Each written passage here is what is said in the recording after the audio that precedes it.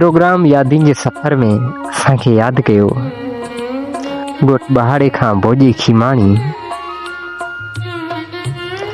Programme में शामिल भोॼी खीमाणी जो पिरीं प्यारो दोस्त लक्ष्मी चंद ईसाणी। प्रोग्राम में शामिल शहर डीपले खां आतम कुमार कोहली। कलम खणे थो ॻोठ बहाड़े खां भोॼो खीमाणी। भोॼा खीमाणी अव्हां लिखियो आहे त बेफ़ा पिरीं छो भला विसारे छॾईं। असां त तोसां नींहं जो नातो निभायो आ, निभाईंदासीं जेसि ताईं जीअरा हूंदासीं ऐं जेसि ताईं साह जो सॻो सलामत रहियो, मगर तोखां विसरी वेंदासीं। इहो कॾहिं असां दिलि में सोचियो बि न हुयो।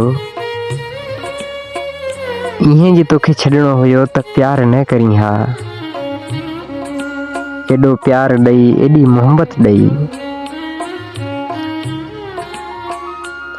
अॼु दिलि सां धार करे छॾियो अथई। तूं ई ॿुधा पिरीं पोइ ही भोॼो खीमाणी कीअं जींदो। हा पिरीं सच पुछीं त दुनिया जा ताना ऐं मेणा हज़ारे सही करे पर तोसां निभाइण जी कोशिशि कई आहे ऐं निभायूं पिया।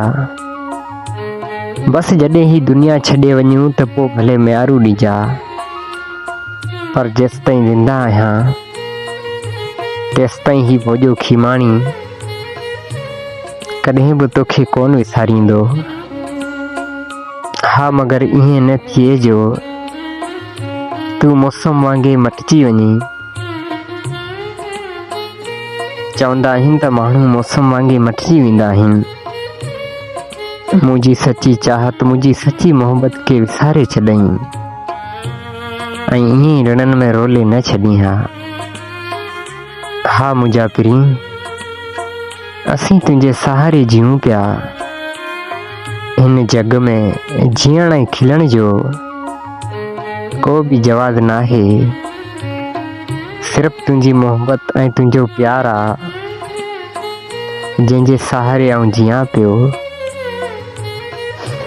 ऐं हा तुंहिंजे विछड़ण जो ॾुख नाहे असांखे।